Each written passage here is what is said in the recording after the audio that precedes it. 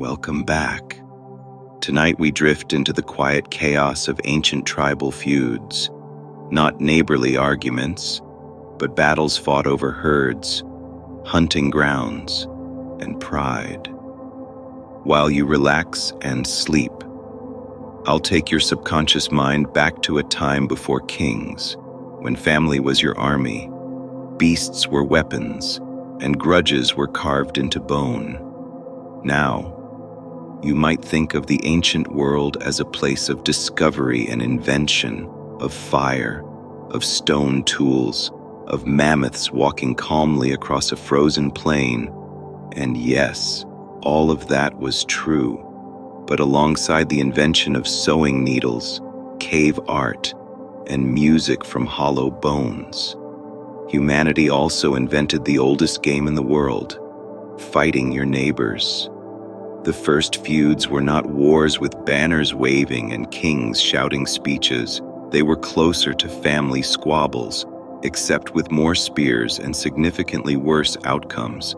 Imagine 30 people living in one valley and 30 in the next, both groups eyeing the same reindeer herd that just wandered in. That herd was the difference between eating through winter or burying half your children.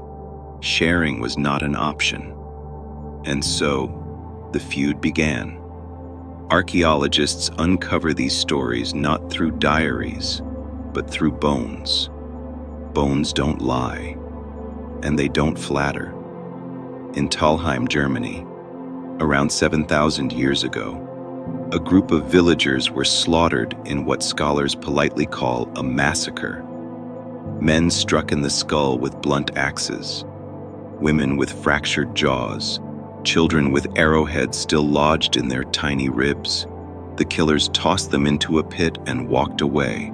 That was not a battlefield. It was a feud that ended with one group erased completely. And Talheim is only one chapter. In Sudan's Jebel Sahaba, some 13,000 years ago, skeletons were found riddled with stone arrowheads. Many of the wounds had healed, meaning the people were shot, survived, and then shot again later. These were not one-time fights. These were generations of grudges that reignited every season like wildfires. Now, don't picture these battles as cinematic clashes with formations and commanders. They were messy. They were human. Imagine being woken at night by the smell of smoke. The hut you built with your brothers is on fire. You grab your child with one arm, your spear with the other, stumbling into the dark. Outside, shadows move between trees, slingstones whistling through the air, the crack of bone when one hits its mark. You don't see faces, only flames and fury. And it wasn't just about land, it was about animals. Animals were the lifeblood of these tribes. Reindeer were not just dinner, they were clothes, tools, needles, tents. Mammoths were walking warehouses of food, fat, and bone. Aurochs, those giant wild cattle, were both a meal and a trophy. So when a herd wandered into contested territory, it was like dropping a gold mine between two desperate towns. Whoever claimed the beasts survived. Whoever lost the feud went hungry. You would not last here. You would stand at the edge of a valley, squinting at the herd, asking if maybe everyone could just share. Meanwhile, the Neolithic version of a board meeting had already ended with the conclusion, no sharing. Spears would decide ownership. Even the weapons tell their story. Clubs carved from hardwood, heavy enough to crush skulls. Spears with flint points, balanced perfectly for throwing. Slings with stones smoothed by rivers, whistling faster than the human eye could follow. And of course, fire. Fire was the silent weapon. Raids often began with torches thrown onto thatched roofs, smoke forcing people out before spears finished the job. But these feuds were not mindless violence. They had rules, or at least rhythms. Revenge had to be repaid. A death had to be balanced with another death. A stolen resource demanded retaliation. Over time, the feud became less about the reindeer herd and more about the insult itself. It wasn't what was taken, but how it was taken. Sound familiar? That's because humans never really changed.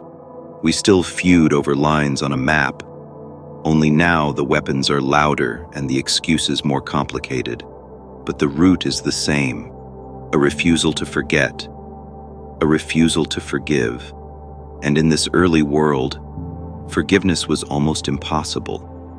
When your band is only 20 people strong and you lose 3 hunters in a raid, you don't call it bad luck. You call it a blood debt.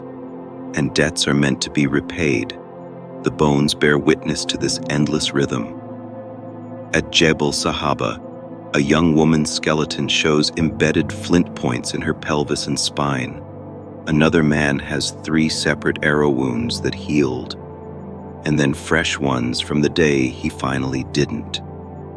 Children's skeletons show trauma too, meaning no one was spared in these raids. This was not honorable combat. This was survival combat. And yet, even in all this violence, there was something recognizably human. After the raid, survivors buried their dead. They lined bodies in shallow graves, sometimes with tools or beads placed gently beside them. Even in the middle of rage, there was grief. Even in cycles of vengeance, there was love. You would not last a day here. You would hide at the first sign of smoke, drop your phone into the mud, and hope the wolves took pity on you. Meanwhile, these early tribes had no pity to give. They would fight, burn, bury, and wake the next day ready to do it again. And that's just the beginning of the story.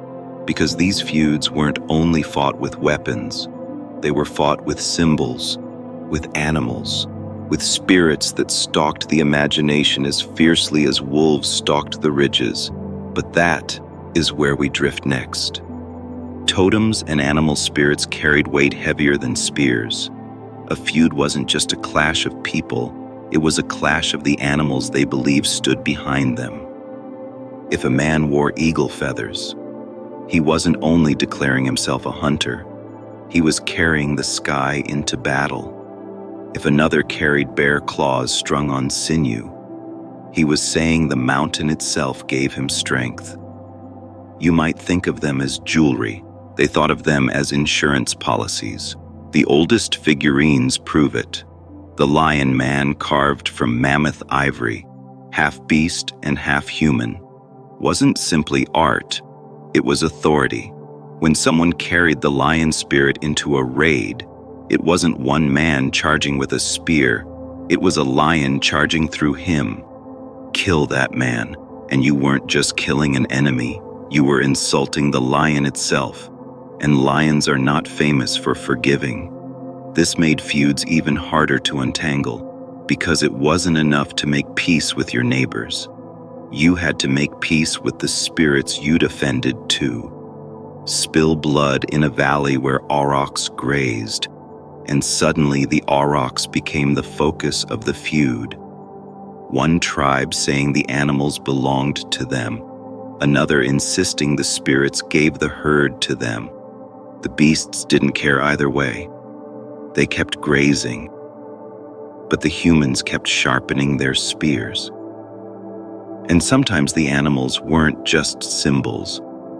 They were participants, dogs especially. By the late Ice Age, wolves had already begun to trail human camps, sneaking scraps, stealing bones, sometimes being tolerated instead of killed. Over generations, some of those wolves turned into allies.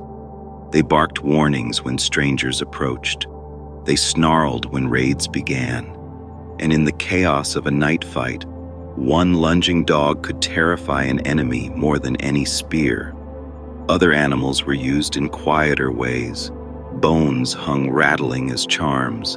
antlers stacked at camp edges like crude fences, skulls placed on poles to say, "This valley is already claimed."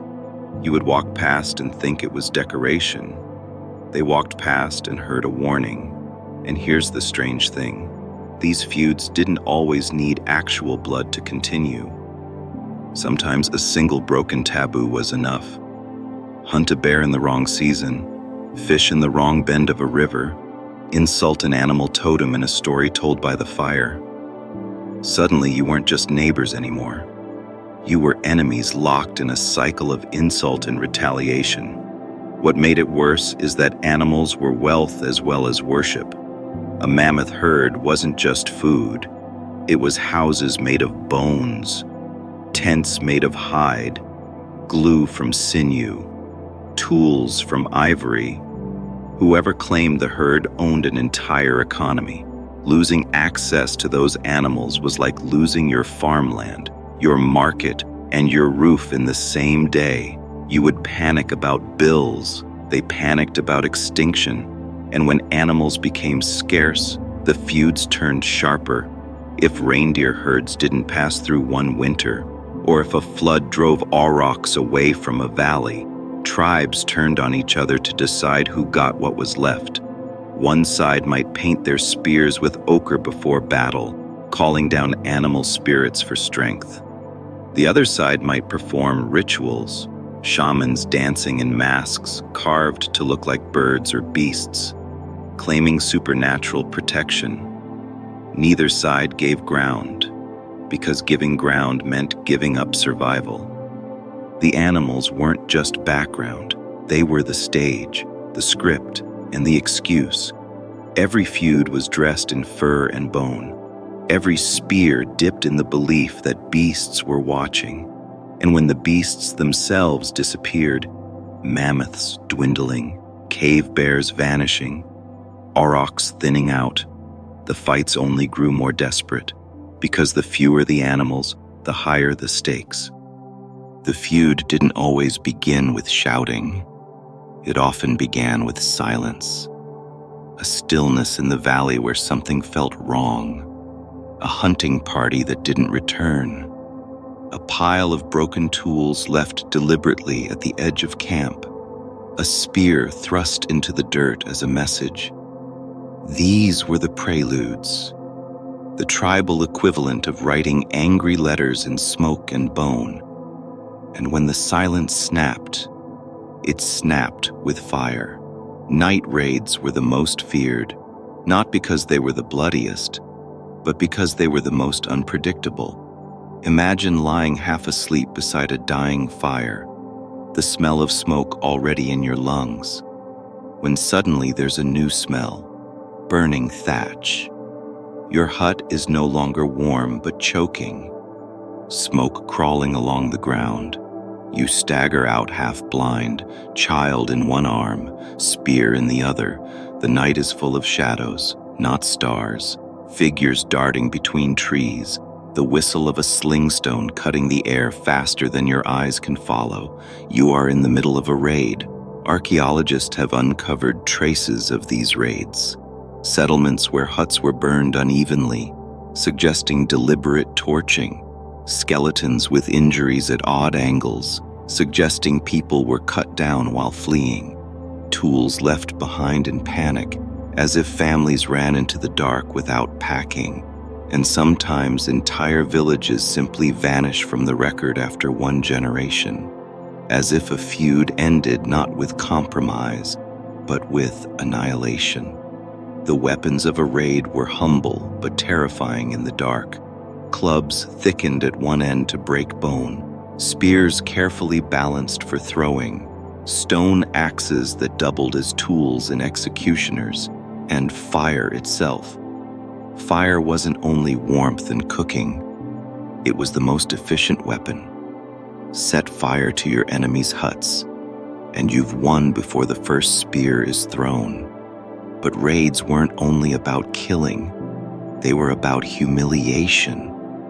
Capturing hides or meat stores was as important as spilling blood, taking ornaments, beads, eagle feathers, lion teeth.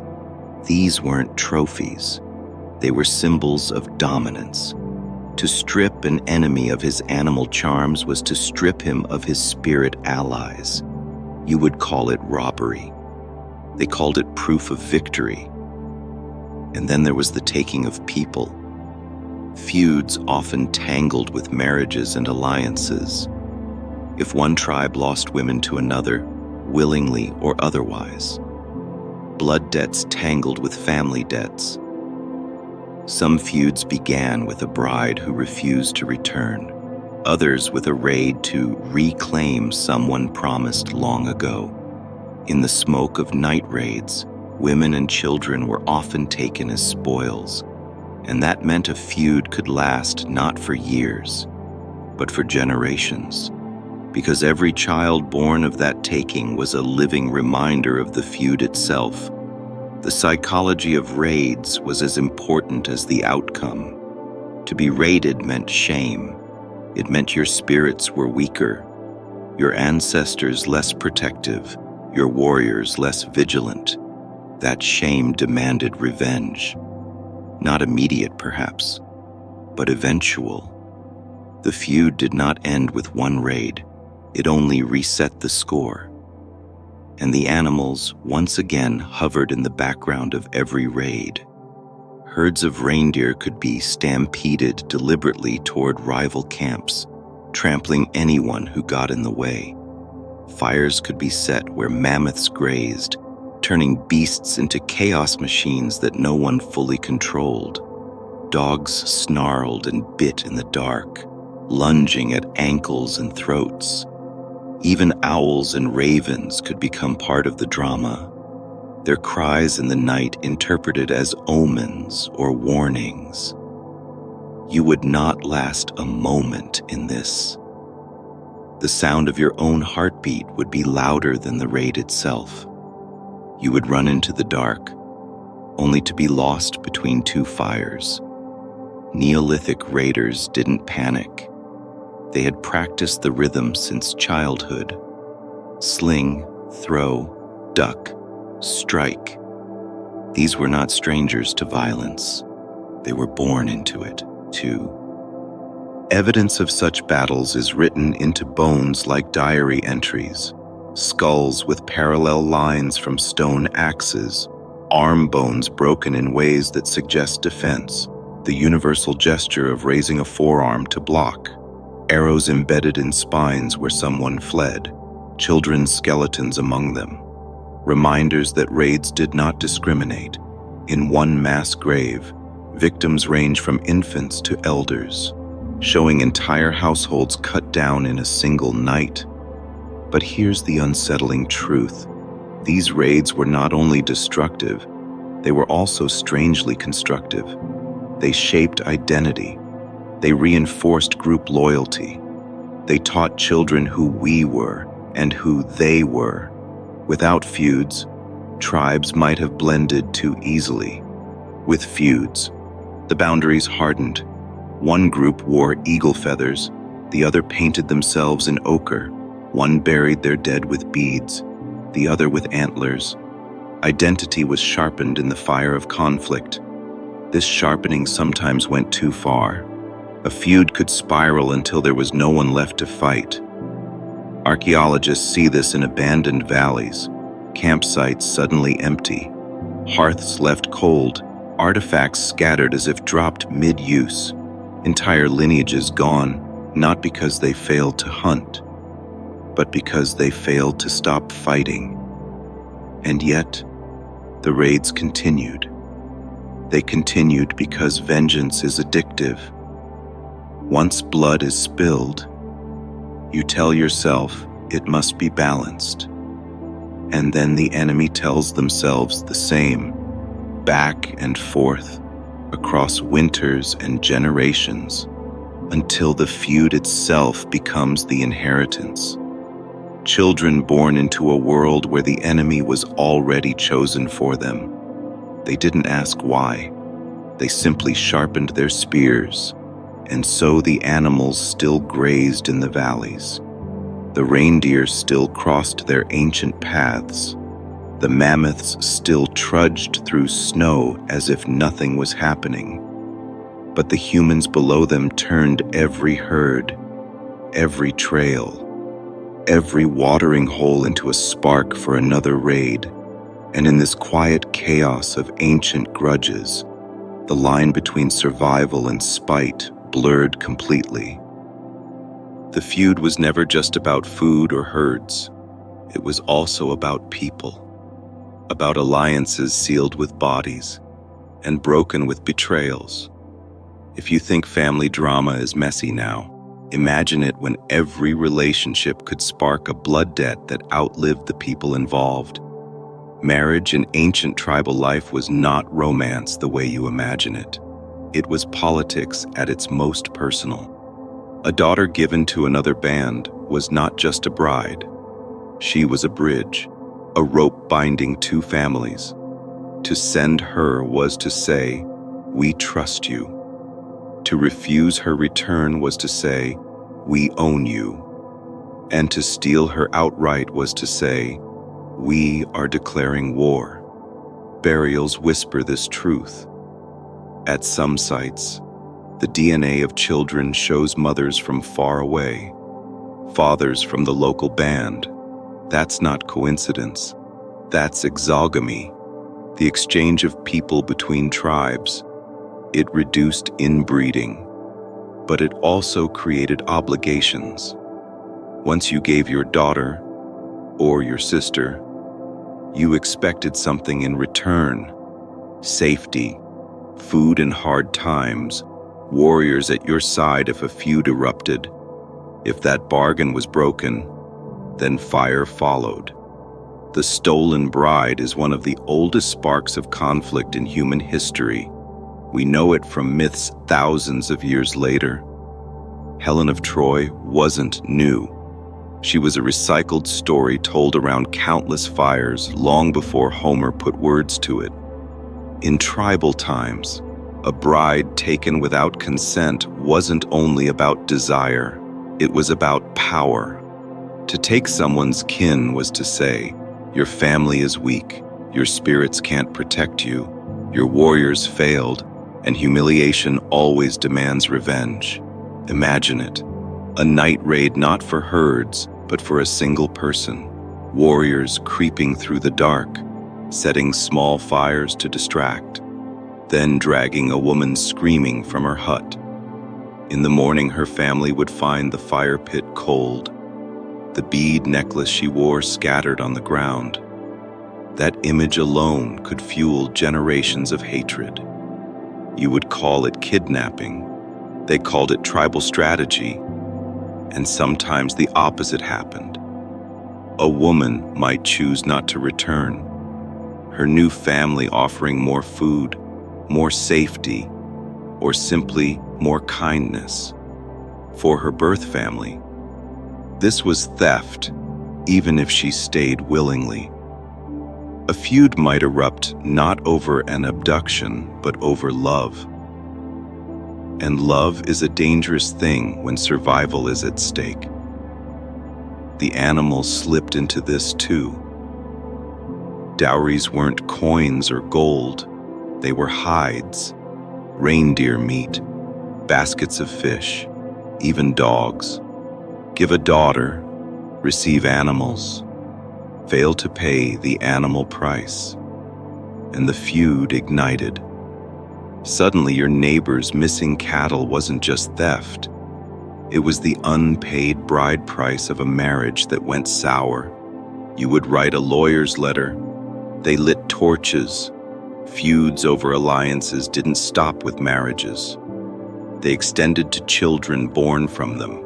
If a child from a mixed union was harmed, both families demanded repayment.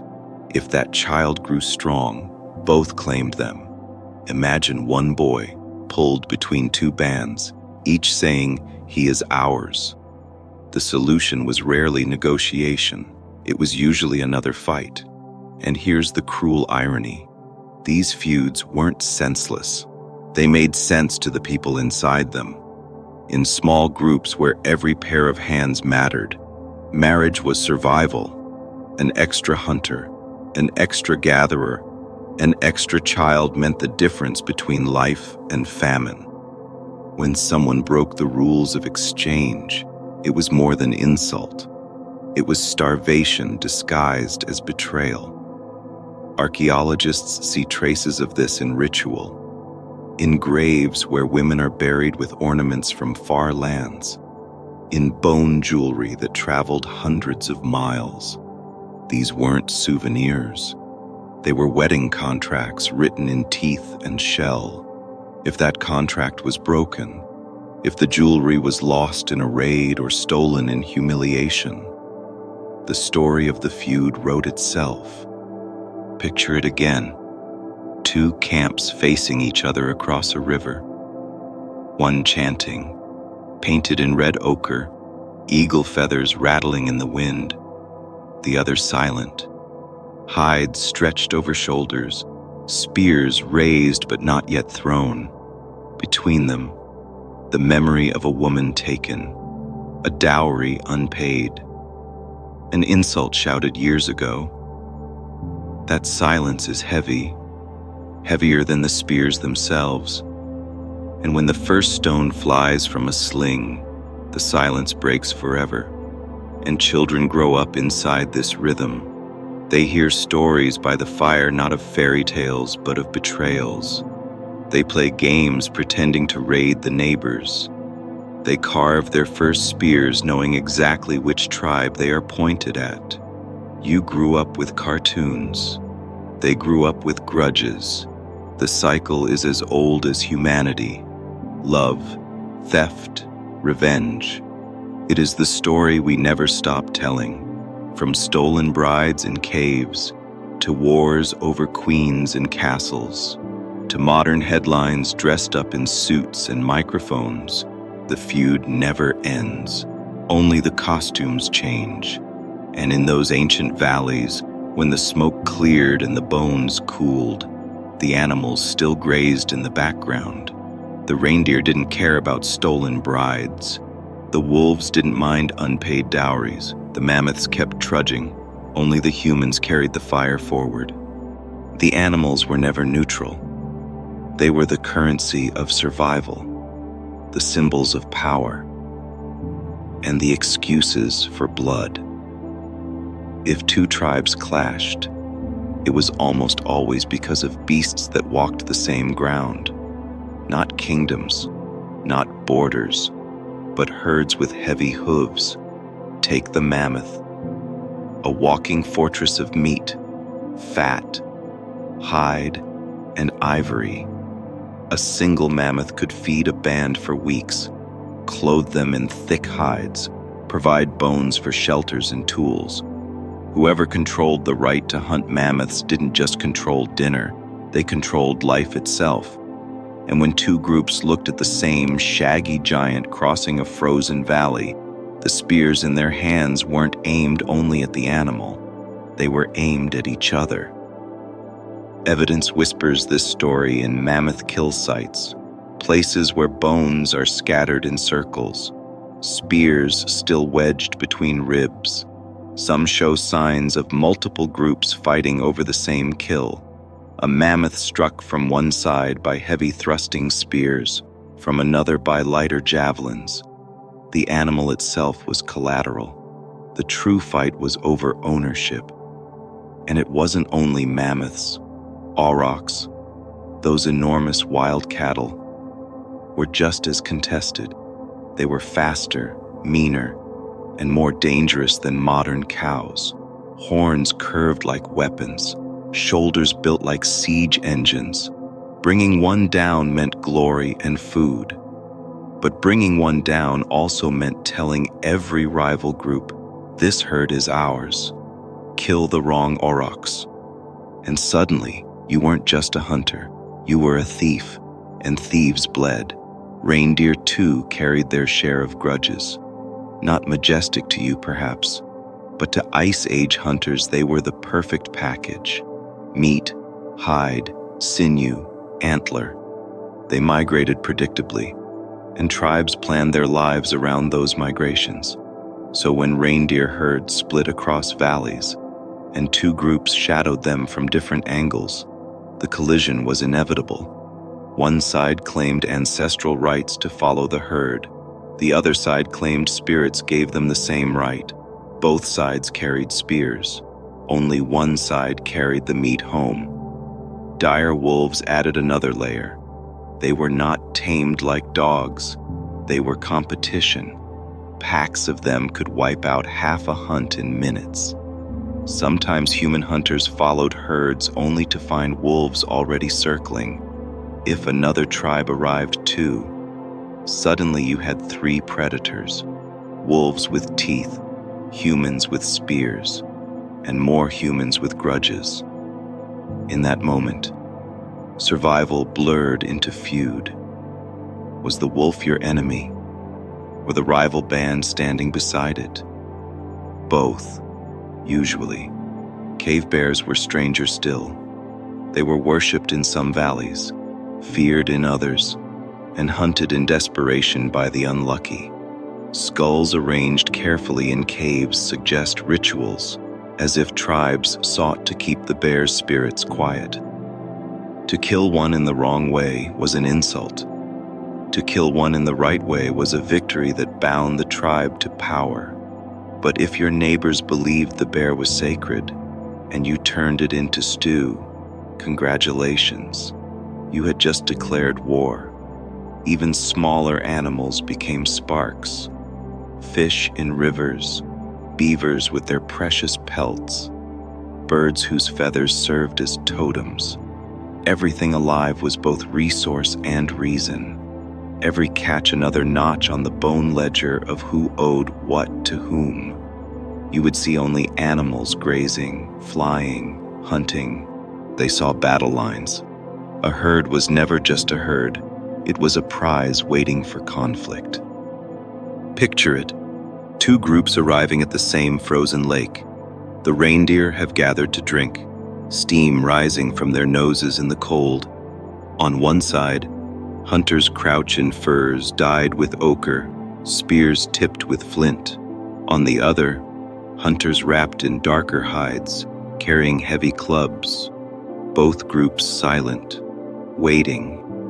The reindeer bend to drink, and then the first spear flies not at an animal. And here's the cruel part. Sometimes the animals didn't survive either way.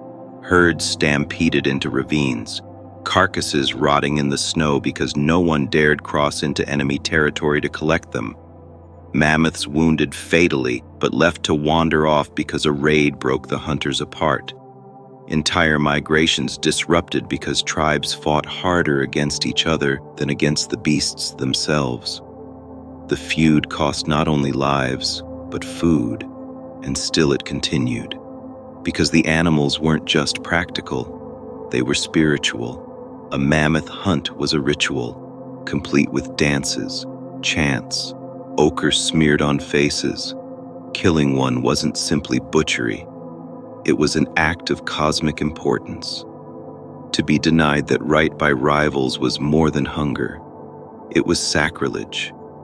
And sacrilege is harder to forgive than starvation. The irony is brutal. The animals themselves never chose sides. The mammoth didn't care who threw the spear. The aurochs didn't bow to one tribe's totems more than another's.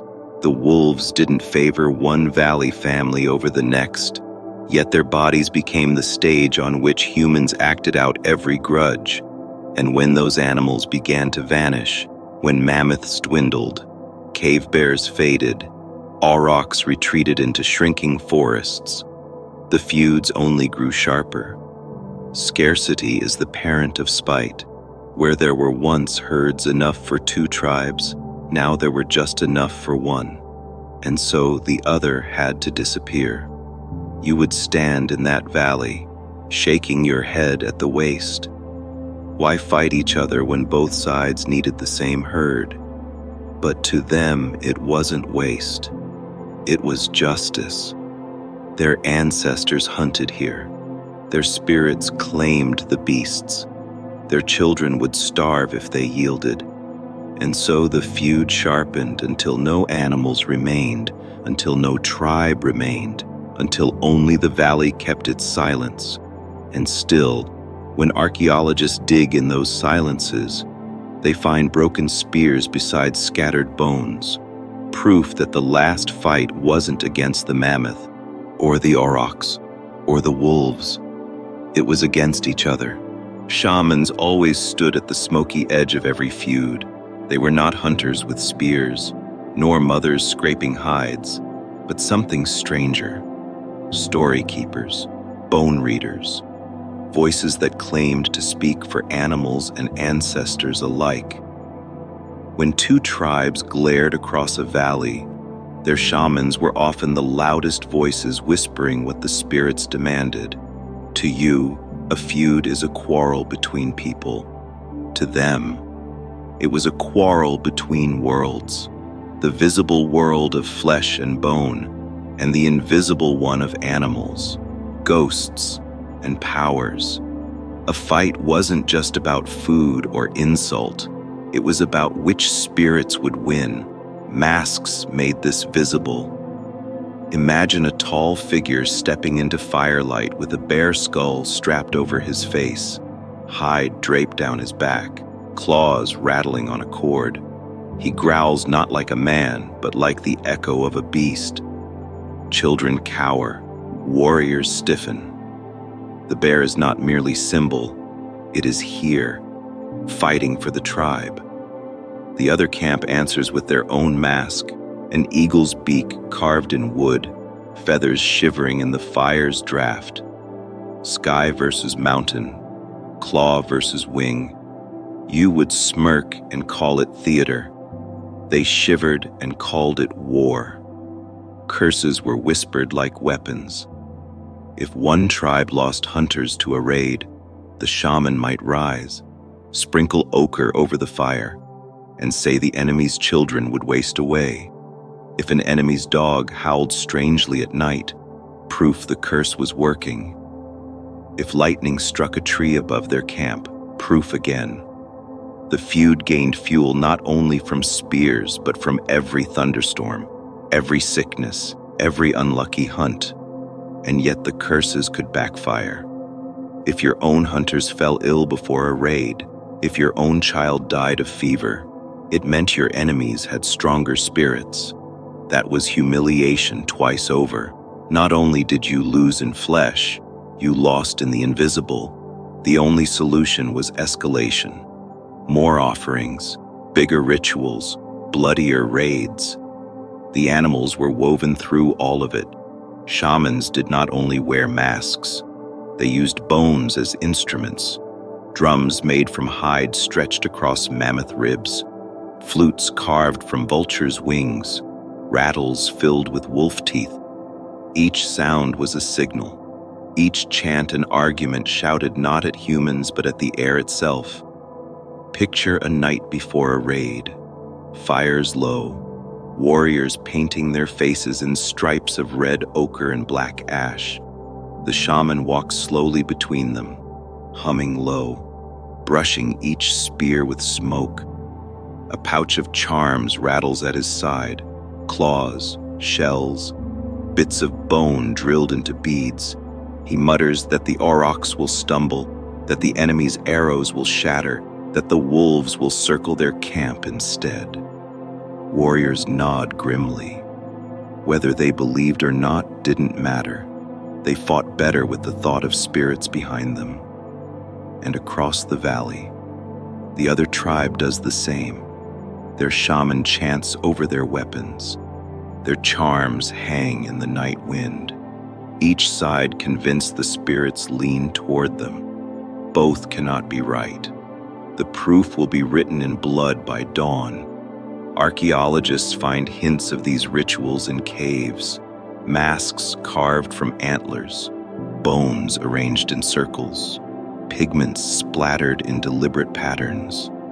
They are not random decorations. They are the invisible side of the feud pressed into stone, and once carved, they could not be uncarved. A feud fueled by spirits was harder to end than one fueled by hunger.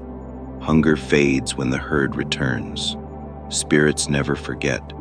you would find it exhausting. Living in a world where every cough, every shadow, every cracked bone meant another curse. You would beg for rational explanations. They didn't need them. For them, the world was alive with meanings. The bear that crossed your camp was not just a bear. It was a warning. The raven circling above was not just scavenging. It was a spy. The spirits were everywhere. This spiritual theater escalated feuds beyond practical limits. A raid wasn't just retaliation. It was proof to the spirits that you still believed. A dance wasn't just entertainment. It was armor made of rhythm. A chant wasn't only sound. It was a spear hurled into the unseen. And so the shamans became generals, not of men, but of symbols. They dictated when to fight, when to retreat, when to sacrifice. Their words could inflame warriors into frenzy, or soothe them into uneasy peace. But rarely did peace last. Because the spirits were greedy, they always demanded more. And when the fire crackled low, and the tribe huddled closer, the shaman's stories reminded everyone why the feud mattered. He retold the insult, embroidered with spirit drama. He said the enemy had not only stolen meat, but angered the bear spirit. Not only stolen a bride, but offended the eagle above. The warriors gripped their spears tighter. Children listened wide-eyed. The feud was no longer about memory. It was myth in real time. And that is why these feuds stretched across generations, because myths last longer than hunger.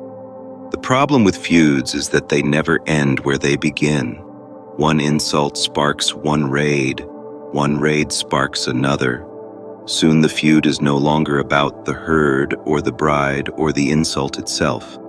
It is about the blood already spilled, and blood debts are the hardest debts to erase. Imagine this rhythm. A hunter from one valley falls in a raid. His brother swears an oath by the fire. The brother waits for the right season, then strikes back. In that strike, another man falls. His family takes their turn. The feud feeds itself, like fire feeding on dry grass. No one remembers the first spark. Everyone remembers the latest wound. Archaeologists read this rhythm in bones. At the site of Jebel Sahaba in Sudan, 13,000 years ago, skeletons were riddled with flint arrowheads. Many of the wounds had healed, and then new wounds cut through the same bones. These people were not attacked once. They lived inside a cycle, fighting, healing, and fighting again. The feud was a season as regular as the floods of the Nile. Talheim in Germany tells another chapter.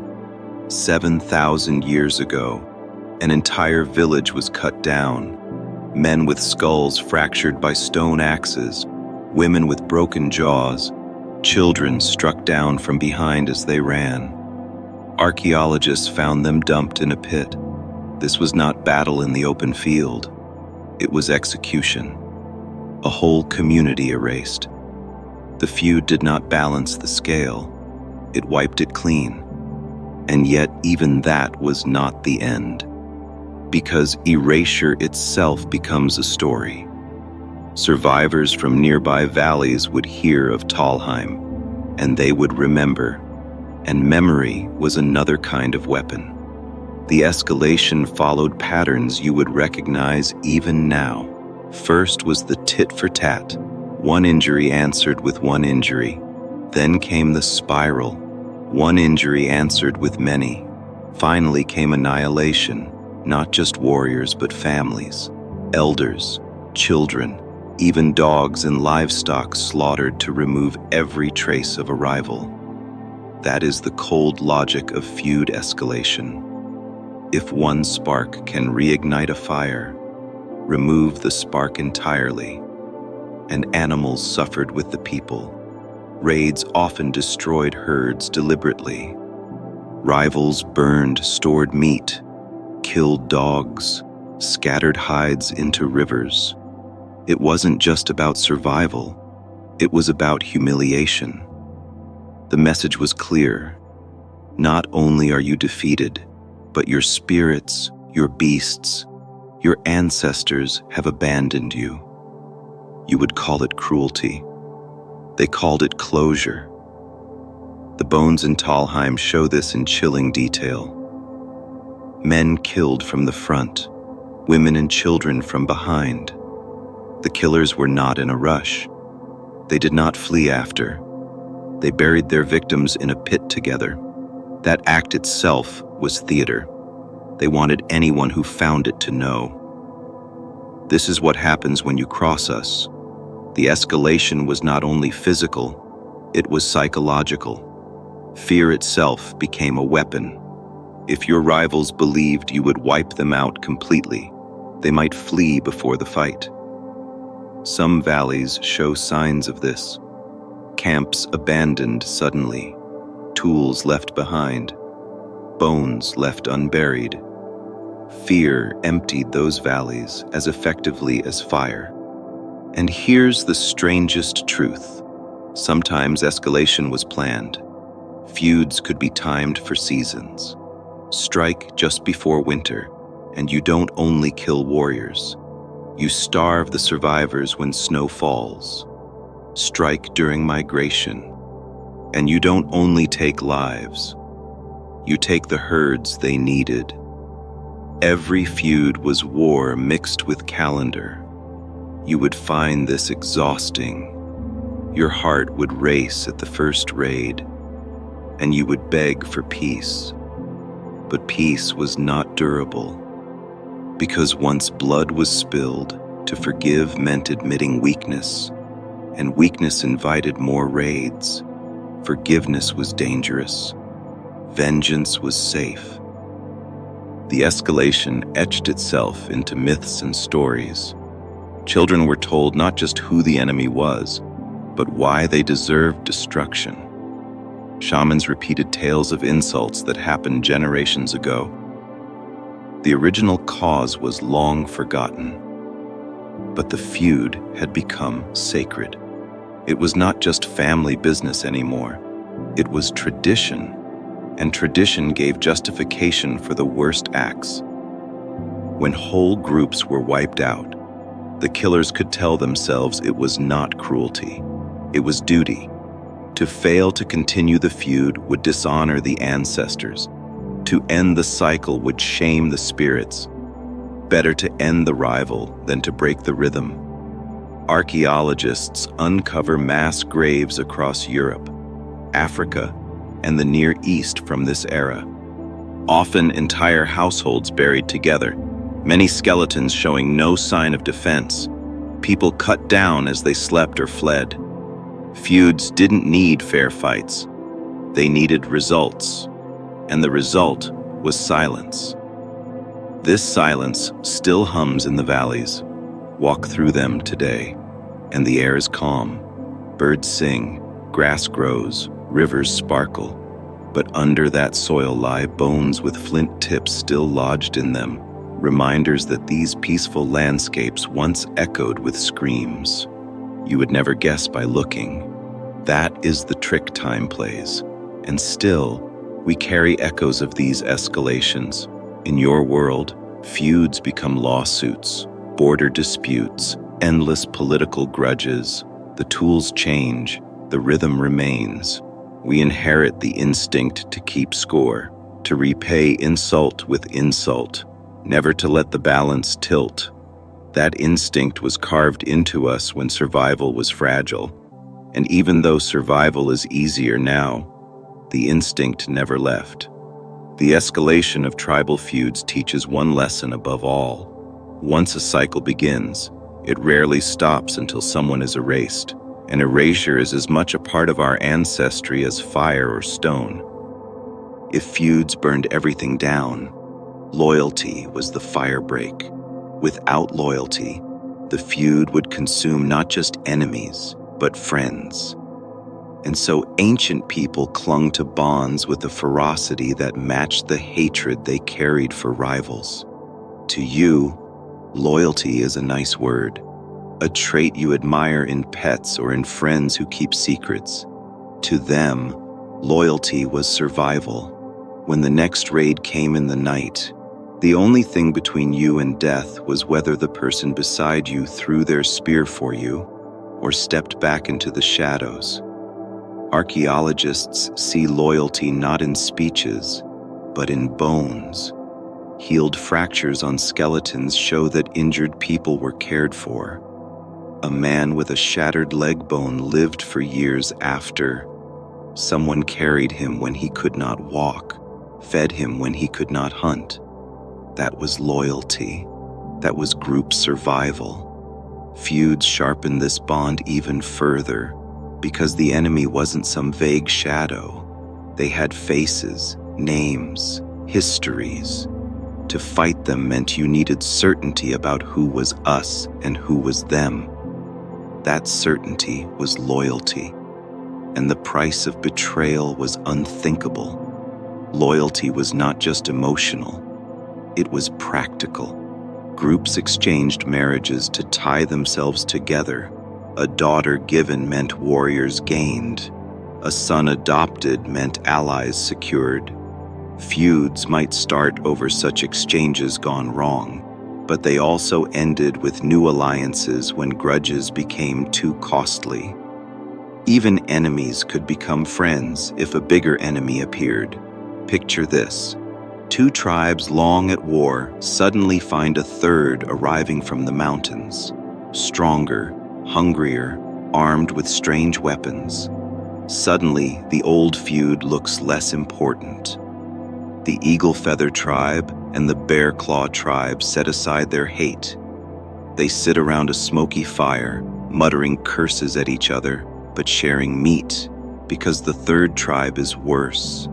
Loyalty bends, reshapes, the feud pauses. You would call it politics. They called it survival. Alliances were sometimes sealed with ceremonies, shared hunts, shared dances, the mingling of totems. A wolf skull placed at the center of camp, both groups swearing by it that they would stand together. A feast where both ate from the same animal, declaring themselves kin through meat. These rituals mattered, because once spirits were invoked, betrayal carried supernatural consequences. But betrayal still came. And when it did, the feud reignited with double force. Because now it was not just broken trust, it was broken loyalty. A deeper wound than stolen food or stolen brides. Betrayal was seen as proof that your spirits were false, your ancestors dishonored. The punishment was not just death, it was erasure. Loyalty also stretched across generations. Children inherited not only grudges, but friendships. A boy raised alongside his cousin in another tribe might one day fight beside him, or fight against him if alliances shifted. The line was thin, but the lesson was clear. You never stood alone. You always stood with someone, or against someone. Archaeologists see this too. Mass burials where individuals from different regions lie together. Proof of alliances in life and in death. Jewelry traded across hundreds of miles. Shells from the sea found in mountain camps. These were not souvenirs. They were gifts exchanged to bind groups together. Each bead a promise of loyalty. Each shell a whisper of trust. But loyalty was tested constantly. When food grew scarce, when animals fled, when a shaman declared a curse, could you still trust the group beside you? Or would they take the first chance to strike? Living inside feuds meant living with that question every day. You would crumble under this weight. Your trust would fray after a single betrayal. They endured betrayal as rhythm. They rebuilt alliances even after blood spilled. Because to stand alone was to vanish. And in this harsh world, loyalty was not just about people. It extended to animals. Dogs were not simply companions. They were members of the group, fed when food was scarce, buried carefully when they died. Their loyalty was mirrored by human loyalty. Both depended on each other. Both fought beside each other in raids. The wolves outside the firelight, the mammoths in the distance, even the reindeer on the horizon. They too carried echoes of loyalty. Herds defended their young. Packs defended each other. Humans saw this and imitated it. If wolves could stand together, so could they. If mammoths could circle their calves, so should families circle their children. Loyalty was not invention. It was observation. The paradox is simple. Feuds destroyed groups, but feuds also forced loyalty to become sharper, deeper, stronger. Without feuds, groups might have blended into one another. With feuds, they learned who they were. And so loyalty was both a shield and a spear.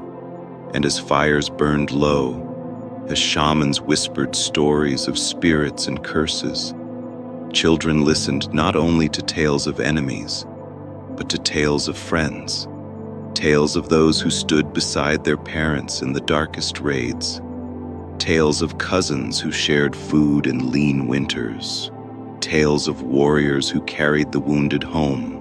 Loyalty carved itself into memory alongside hatred.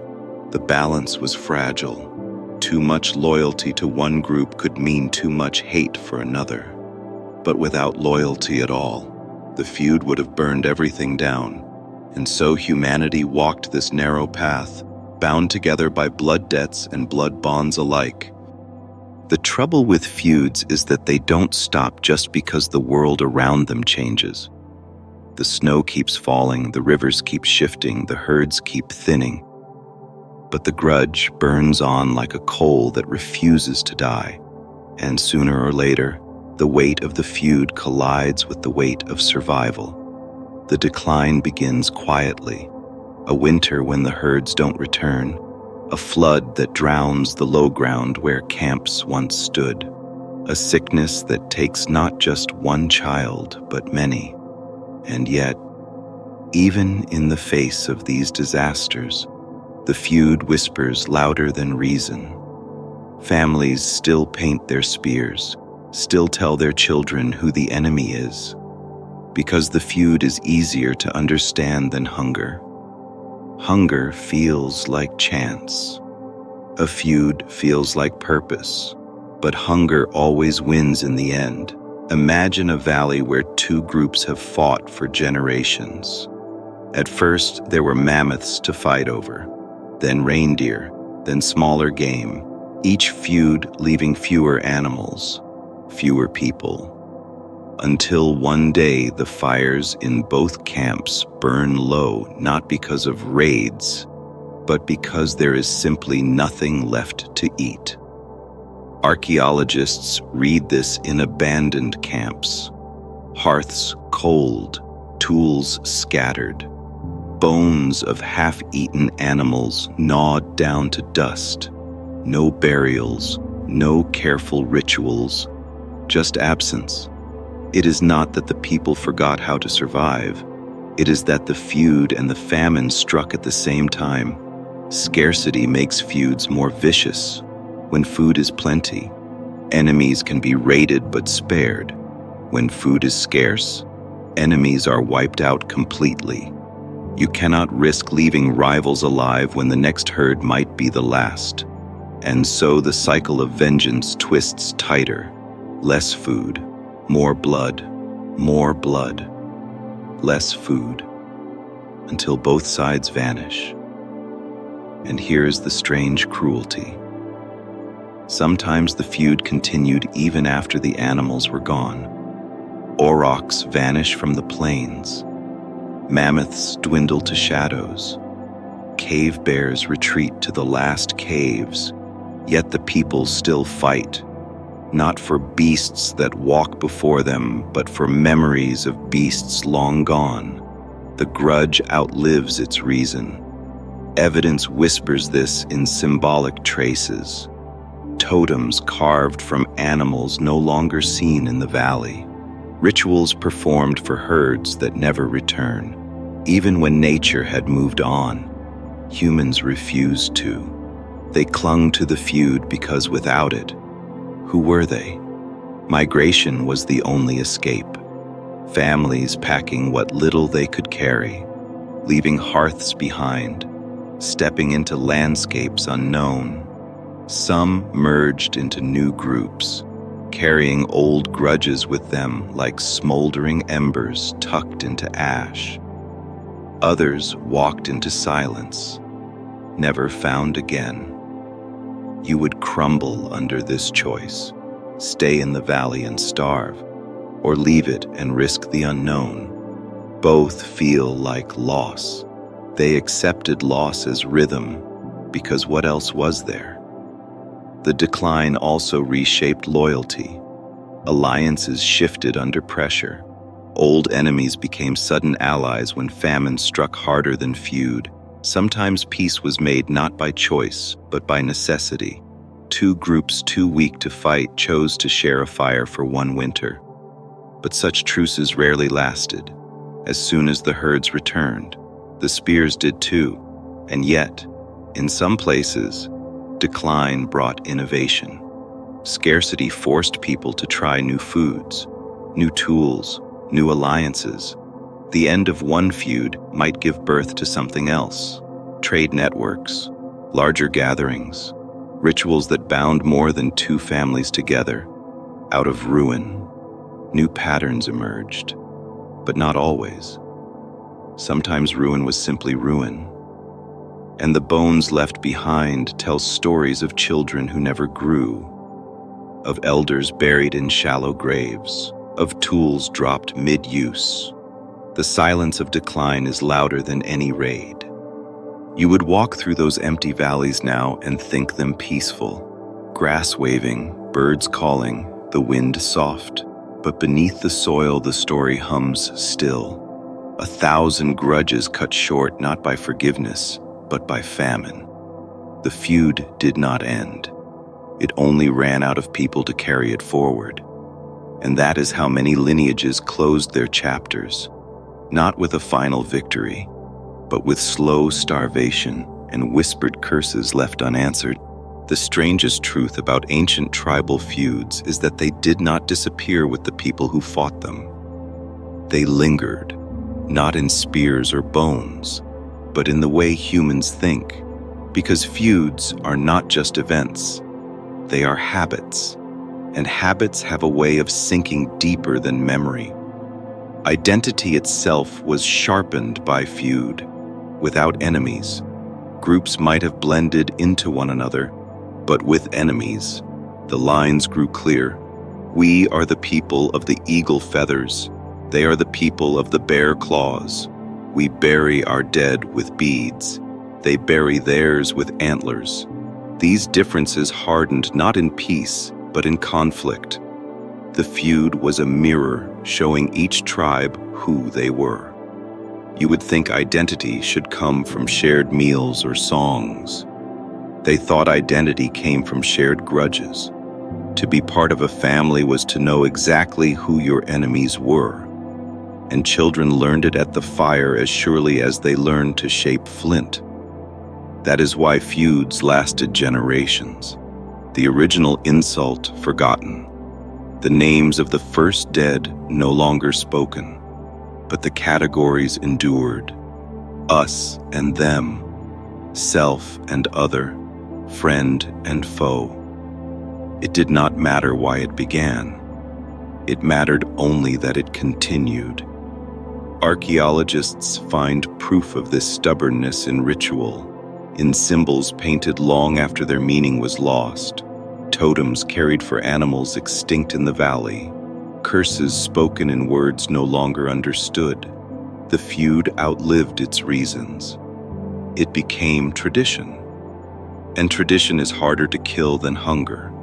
And here's the darker echo. We still carry this instinct, not with spears over reindeer herds, but with borders, flags, rivalries. The feud is quieter now, wrapped in speeches and contracts, but it is the same rhythm, an insult answered with insult, a wound answered with wound, balance demanded even when balance means ruin. You would like to believe we outgrew it, but watch carefully. Listen to leaders talk of honor and payback. Listen to neighbors quarrel over lines of land. Listen to families fracture over inheritances. The feud hums still. It wears new clothes, but its bones are ancient, and animals are still caught in the middle. Not mammoths or aurochs now, but forests cleared, rivers dammed, species erased as humans argue about ownership. The beasts still do not choose sides. They graze until the noise drowns them, and still humans paint them as symbols in the feud. What the bones whisper is that feud and loyalty grew together, that hatred and identity were twins, that without conflict, humans might not have learned to stand so firmly as we. It is a grim gift, one that bought survival at the price of endless scars. The lesson is unsettling. Peace may be our dream, but feud is our inheritance. And though time buries bones deep, the instinct remains close to the surface. Walk through any valley now. Hear the wind through grass, and you will not hear the cries of the raids. But beneath that silence lies the pattern. Humans remember in their blood what they forget in their minds. And so the feud is not just a chapter of history. It is the echo that shaped history.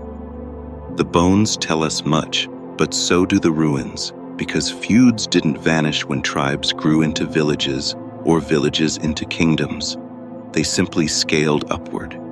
And if you want proof, history is full of grudges so long and bitter that they make the Ice Age look almost peaceful.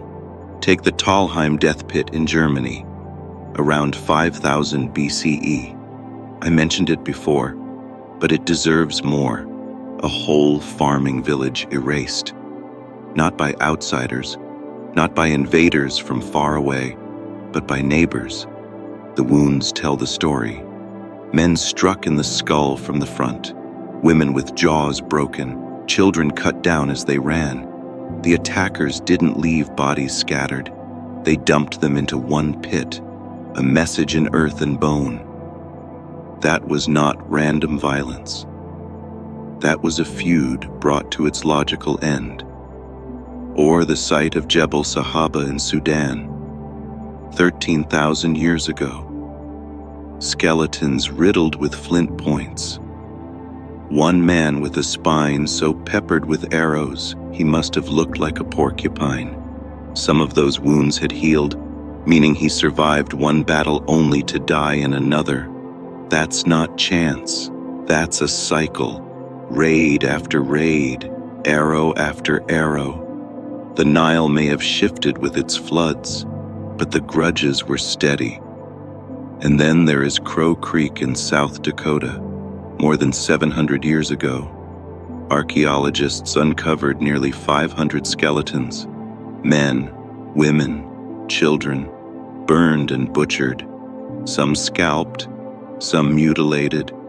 The attackers did not bother with burial. They left the bodies exposed, as if to say, "Let everyone see what happens if you cross us." That was not simple conquest. That was a feud taken to its cruelest theater. But it wasn't only small bands or farming villages. Whole dynasties lived and died by feuds. Consider the Numantians of Spain, a Celtiberian tribe who resisted Roman conquest in the 2nd century BCE. Their feud with Rome lasted decades. Raids and counter-raids, betrayals and reprisals. Finally, Rome laid siege, and when defeat was certain, the Numantians chose to burn their city and die free rather than surrender.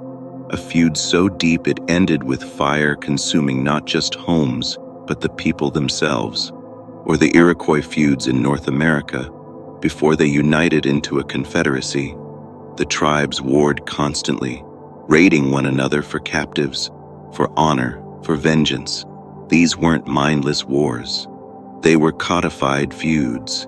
Death demanded replacement. Captives were taken to balance the ledger, sometimes adopted into families, sometimes executed. It was a brutal arithmetic, but it was feud turned into system. And think of the Scottish clan feuds much later. Centuries of Highland families locked in cycles of insult and revenge. A stolen cow here, a killed cousin there. Raids back and forth until the land itself seemed tired of blood. Some lasted so long no one remembered the first insult. Sound familiar? It should. It's the same rhythm carved in the Ice Age, only now written in parchment. Even the great sagas remember this truth. The Icelandic sagas are nothing but feuds. A stolen sheep, a slighted word, and suddenly 50 men are dead in the snow. The cycle is always the same. Insult, retaliation, escalation. The feud doesn't care whether the world is carved in stone tools or written in ink. It continues anyway. And across the world, the stories pile higher. The Hatfields and McCoys in 19th century America, a family feud so notorious it entered legend, sparked by a pig, stoked by pride, ending in courts and gallows. It feels modern. Yet it is the same pattern as Talheim or Jebel Sahaba. Even kings were not immune. The Wars of the Roses in England were not simply about thrones. They were family feuds on a dynastic scale. Cousins killing cousins. Alliances shifting like smoke. The feud dressed itself in banners and crowns. But it was still the logic. Balance blood with blood. The lesson is quiet but sharp. Feuds never really go away. They change costumes. They wear new names. But underneath, they are the same. Family versus family. Tribe versus tribe. Us versus them. The Hatfields and McCoys are cousins of the people in Jebel Sahaba. The Scottish clans are kin to the Talheim villagers. The Romans and Numantians replayed what aurochs hunters once did in the snow. And animals remain caught in the middle. The stolen pig that sparked the Hatfield feud, the cattle that moved between Highland clans, the herds fought over in the Ice Age, different animals, same spark. You would think the world has changed too much for this to matter, but the instinct hums still. The grudge is still there, only quieter, hidden beneath speeches and laws. But when you strip it down, you find the same rhythm carved in the bone of our species. So the real history examples, Talheim, Jebel Sahaba, Crow Creek, the Numantians, the Iroquois raids, the Icelandic sagas, the Highland clans, the Hatfields and McCoys, they are not scattered curiosities. They are reminders that feud is our oldest inheritance, and we carry it like a scar beneath the skin. The fires are low now. The spears lie scattered. The echoes of screaming and chanting have faded into soil and stone. What remains is silence. And yet, in that silence, the feud hums still. Not in voices you can hear, but in the way humans remember. Every valley carries ghosts of grudges. Some you can see in bones cracked by stone axes. Some you can see in mass graves where whole villages ended in one night. Others you cannot see at all. They exist only in the stories passed from fire to fire, until the story itself mattered more than the truth.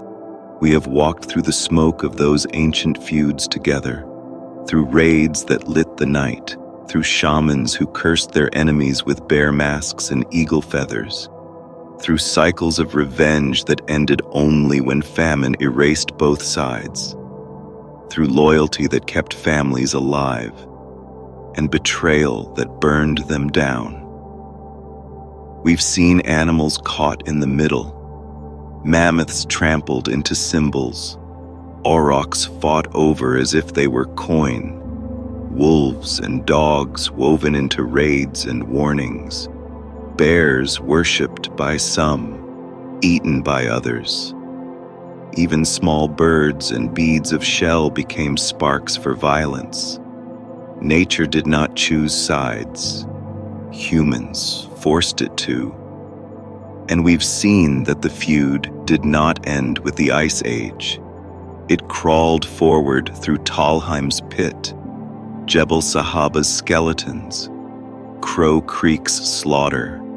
It wore the faces of Numantians standing against Rome, of Iroquois clans raiding each other for captives, of Highland families stealing cattle back and forth until the hills were soaked in blood. It wore crowns in the Wars of the Roses, and it wore the rough boots of Appalachian farmers arguing over pigs. You would like to think of feud as primitive, but it is not gone. It has only changed costumes. It walks now in borders and flags, in courts and politics, quieter perhaps, but still with the same rhythm. Insult answered with insult, blood with blood, shame with shame. And yet, in this endless rhythm there was also tenderness. Families carried the injured for years. Children were still buried with beads. Women painted walls with ochre hands even as raids raged beyond the cave mouth. The feud did not erase love, it sharpened it. Because to love someone in such a world was to hold them fiercely, knowing they might be gone tomorrow. That is perhaps the hardest truth. The feud did not only destroy, it created. It carved loyalty, sharpened identity, and taught humans to stand together. Without enemies, there might not have been allies. Without raids, there might not have been stories. Without grudges, perhaps there would have been no memory at all.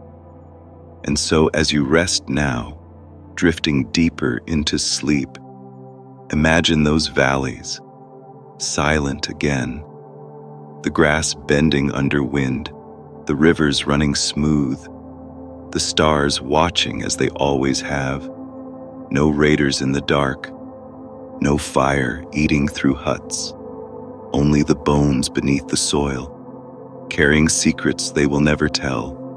You would not last a day in their world. The hunger, the smoke, the endless cycle of revenge would break you before sunset. And yet they lasted.